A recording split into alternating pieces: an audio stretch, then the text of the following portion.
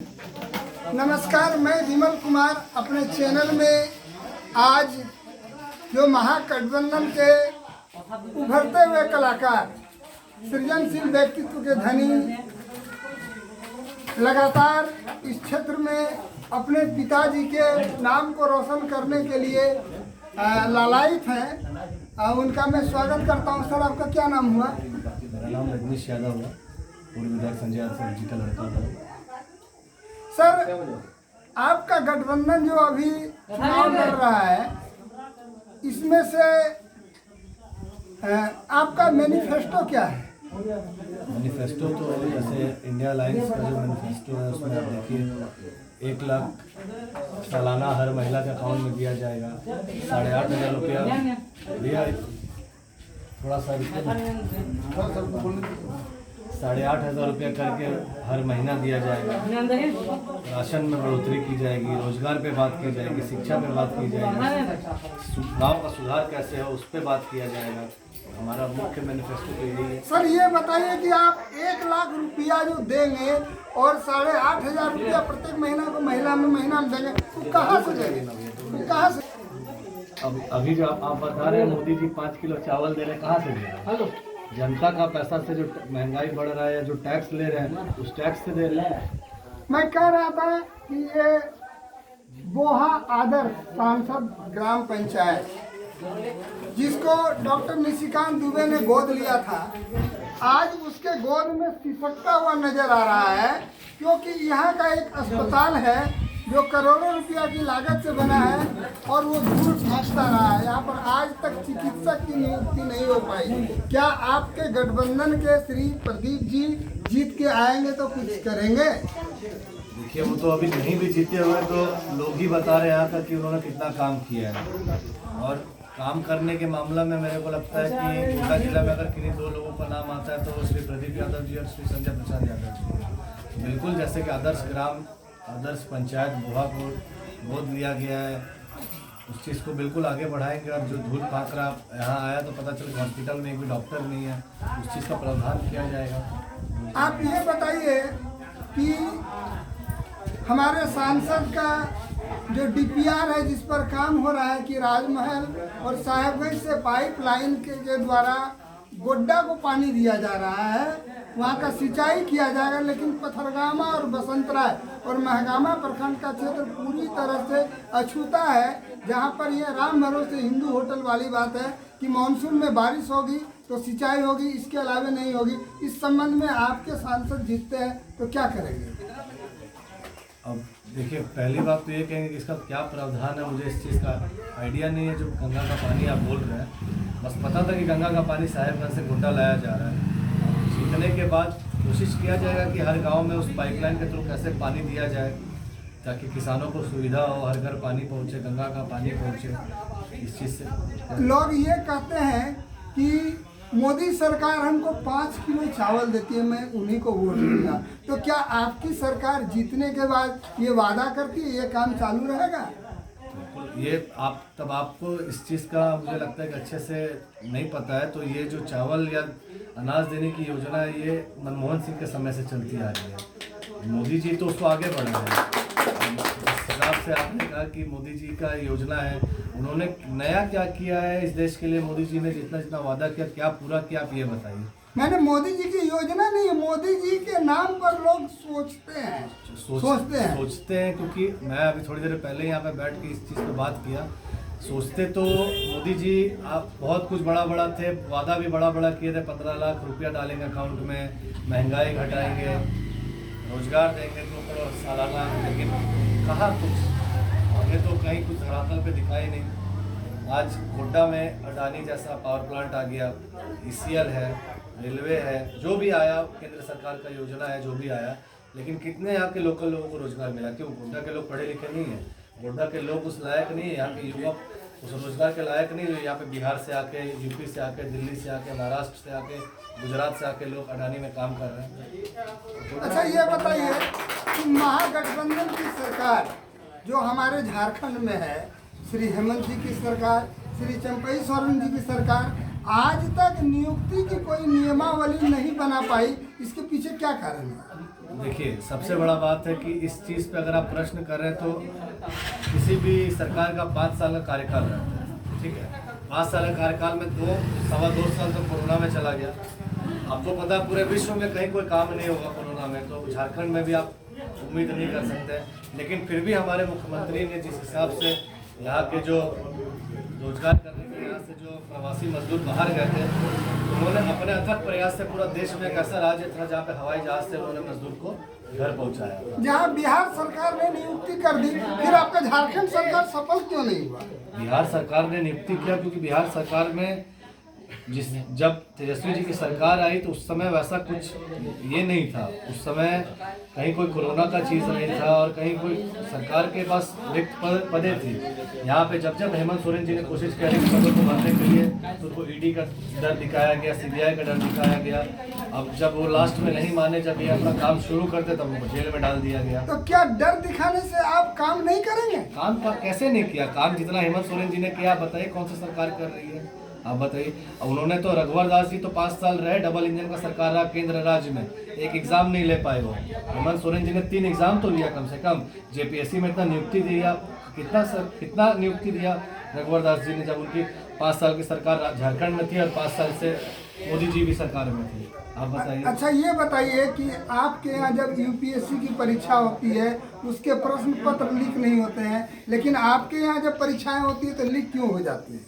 देखिए, इसमें तो कहीं ना कहीं मुझे विपक्ष का साजिश लगता है, किस तरह इन्हें हताश किया जाए, डराया जाए। क्योंकि आप समझिए कि जिस हिसाब अब एग्ज़ाम तो कंडक्ट करा ही लेते हैं, अब पेपर लीक हो जाता है एग्ज़ाम कंडक्ट होने के बाद, तो आप भी समझ सकते हैं इसमें। तो मुझे तो लगता है कि विपक्ष की साजिश ये तो बहुत मायने रखती नहीं है, क्योंकि जब आप पक्ष में हैं, आपके पास पूरी सरकार है, तो फिर उसकी साजिश का मतलब क्या होता है? सरकार राज्य में है ना, देश में तो केंद्र की सरकार है। अब आप समझिए अभी जो कोई भी पदाधिकारी होंगे, अधिकारी होंगे, वो तो केंद्र सरकार के इशारे पे काम करेंगे। अभी ईडी, सीबीआई, आईटी ये क्या कर रहे हैं? केंद्र। आप बताइए ना, आज तक इस राज्य में, इस देश में कितने भाजपा नेताओं के घर पे छापा पड़ा? आज निशिकांत दुबे और अमित मंडल यहाँ से जो वर्तमान जनप्रतिनिधि हैं 4-4 करोड़ की गाड़ी में घूमते हैं। कौन से पैसे में घूमते हैं? क्यों नहीं उनके घरों पे छापा पड़ा? तो ऐसा तो माना जाता है कि सामर्थ्य के नहीं दोष गोसाई, उसके पास सामर्थ्य है, ऐसा ही होता है। कहाँ से सामर्थ्य है? जनता से वो सांसद बने, जनता के बल पे विधायक बने, सामर्थ्य कहाँ से आए? जरूर भ्रष्टाचार में लिप्त है, लेकिन उनके यहाँ तो कोई छापा नहीं पड़ता है। प्रदीप यादव जी के घर 3 बार छापा पड़ा, कहाँ कुछ मिला? ये बताइए कि शिक्षा के क्षेत्र में आमूलचूल परिवर्तन लाने के लिए आपकी सरकार क्या करेगी? देखिए, शिक्षा के क्षेत्र में बिल्कुल ये प्रश्न आपका जायज़ है।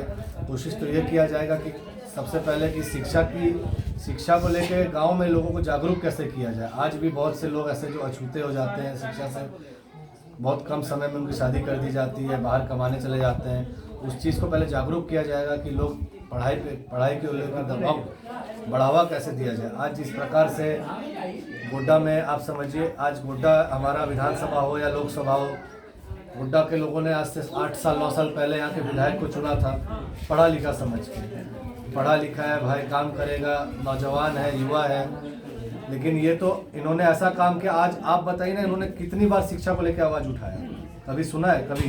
कितनी बार रोजगार को लेकर बात उठाया? या सांसद ने कितनी बार शिक्षा को लेकर बात उठाया, रोजगार को लेकर बात उठाया? कभी नहीं। और जब हमारे पिताजी, आज प्रदीप यादव जी जब शिक्षा मंत्री थे, तो कितना स्कूल बना दिया, कितना स्कूल को उन्होंने 8वीं का स्कूल को 12वीं तक का कर दिया। जहाँ भी जाता हूँ सुनता हूँ। ज़रूर जब प्रयास तब से कर रहे हैं, तो अब सरकार में आएंगे या सांसद बनेंगे, विधायक बनेंगे, तो उस चीज़ को आगे बढ़ाया जाएंगे। अच्छा, आप ये बताइए कि आपकी सरकार अब तक मेरा गोड्डा जिला में एक भी सरकारी महिला कॉलेज नहीं है, और गोड्डा में है भी तो वो जो कि वित्त रहित है। और हमारे महगामा में, पथरगामा में, बसंतराय में एक भी महिला महाविद्यालय नहीं है। इस महिलाओं की शिक्षा को विकसित करने के लिए आपकी सरकार क्या करेगी? देखिए, ये तो केंद्र सरकार का मैनिफेस्टो में आप देखिएगा तो आपको अच्छे से समझ आ जाएगा कि महिलाओं का सुरक्षा के लिए या महिलाओं के सम्मान के लिए हम लोग किस तरह से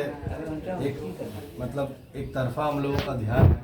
क्योंकि अगर महिलाओं को शिक्षित किया जाएगा या उनकी सुरक्षा, सबसे मेन यही चीज़ होता है किसी भी घर के लिए, किसी भी समाज के लिए। महिलाओं की सुरक्षा की बात मैं नहीं कर रहा हूँ, उसकी शिक्षा की बात कर रहा हूँ। शिक्षा तो जागरूक करने की तो बात मैं कहा ही। जब महिला महाविद्यालय ही नहीं रहेंगे तो महिलाएं आगे कैसे पढ़ेंगी? जब आपके विधायक सांसद जब अभी हम हैं ही नहीं तो हम कहाँ से बनाएंगे? जब बनेंगे तो उस चीज़ पे बात किया जाएगा। मैं तो आपसे ये पूछ रहा हूँ कि आपके जब जीत के जाएंगे तो क्या करेंगे? जीत के जाएंगे, आप ये सवाल मेरे से जीतने के बाद करिए, तब मैं इसका जवाब ज्यादा अच्छा नहीं तो वो आपके मैनिफेस्टो में रहता है ना। मैनिफेस्टो तो रहता, तो आप पढ़ लीजिए ना, तो केंद्र सरकार का है मैनिफेस्टो, में आपको दे दूंगा, आप उसमें देख लीजिए। शिक्षा को लेके, महिलाओं का सम्मान को लेके, या फिर बाल विवाह पे रोक कैसे लगे, प्रवासी मजदूर जो बाहर जाते हैं काम करने, उन सब चीज़ों पे रोक कैसे लगे, यहाँ के लोग कैसे यहाँ पे रोजगार करें, लोकल लोग कैसे रोजगार करें। तो सबसे बड़ी बात आपने एक प्रवासी मजदूर की बात की।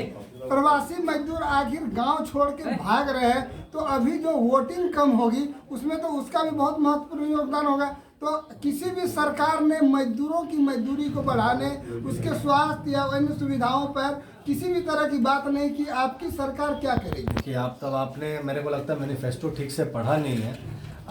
अभी जो मजदूरी की बात आपने की, अभी का क्या चल रहा है डेली का, ये बताइए। अभी कितने रुपए दिया जाता है डेली? यहाँ से 270 से 300 रुपये। राहुल गांधी जी ने, इंडिया अलायंस, लालू जी, तेजस्वी जी, हेमंत जी, राहुल जी ने बैठ के इस पे निर्णय लिया कि इस चीज़ को 450 रुपये। आप इस चीज़ों पे देखिए, ध्यान दीजिए, तब ये प्रश्न का ज़्यादा अच्छा उत्तर मिलेगा आपको। और बेरोजगारी को दूर करने के लिए आपकी सरकार क्या बिल्कुल लगे हुए। आप बिहार में आज तेजस्वी जी ने तो शुरुआत अलग जगाया ही, 5 लाख रोजगार दिया।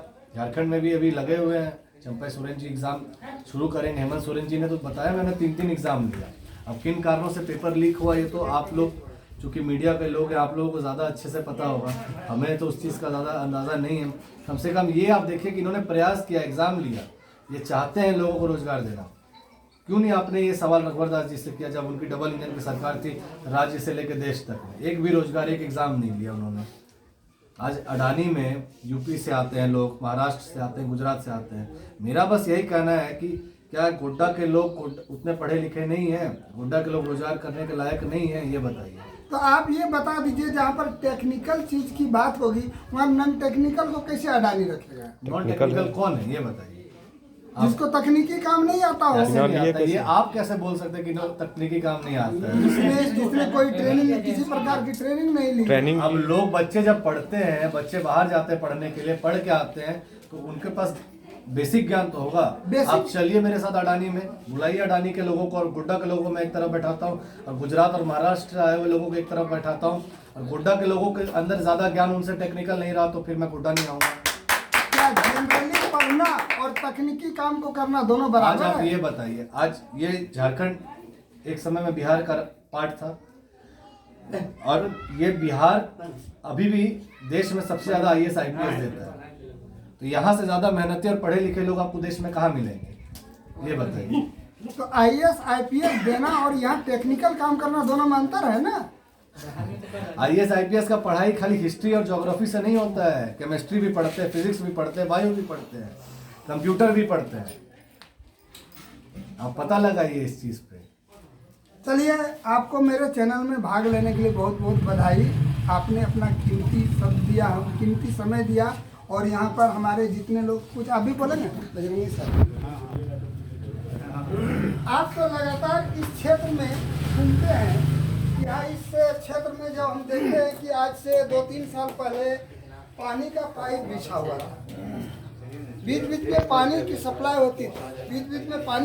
होती थी, लेकिन अब बंद हो गई। इसको चालू कराने के लिए आप लोग क्या करेंगे? आपको हम लोगों ने चैनल की बात देखते हैं, जो कि आपने बात को उठाई, ये बात तो सही बात है कि यहाँ का पंचायत को निशिकांत दुबे निशिकांत दुबे की बात कितनी कि एक साल आप जब संसद है इसको गोद लिए, तो आज तक कोई सुविधा नहीं है।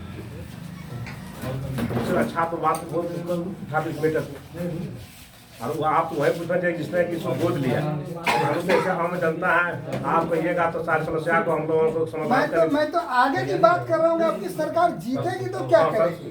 पहला जब मेरी सरकार जीतेगी, पहला नाला का क्या कहते पाइप बिछवाने काम करूँगा, ये हम लोग वादा करते हैं। और फिर हमारे यहाँ का जो एक बड़ी समस्या है कि हम लोग जो इस सापी नदी के बदौलत जीते हैं, इसका डाढ़ बेकार हो चुका है, पूरी तरह से बेकार हो चुका है। इसका जीर्णोद्धार कराने ये तो सर आप माइनर से बात बोल दिए, ये तो संजय यादव के लिए माइनर की बात होती है। यदि संजय यादव विधायक बनते हैं ये घंटों मिनट की बात है, तो खास जैसे टूरिस्ट में लगाने की बात नहीं है। चलिए, आप लोग को बहुत बहुत बधाई, बहुत बहुत धन्यवाद। आपकी सरकार बने, हम लोगों की आशाएं पूरी हो। इन्हीं सभी बातों के साथ मैं अपने चैनल में पुनः स्वागत करते हुए आपको धन्यवाद देता हूं।